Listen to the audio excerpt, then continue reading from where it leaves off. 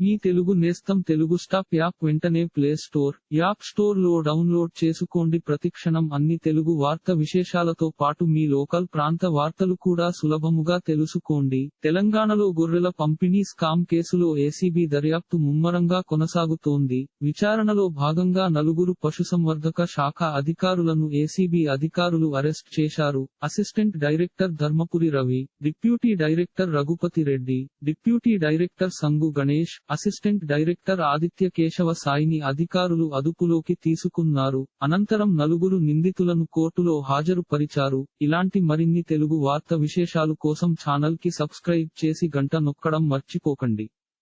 ఈ వీడియోని తోటి మిత్రులకి షేర్ చేయండి. మీ అభిప్రాయాన్ని కామెంట్ లో తెలపండి.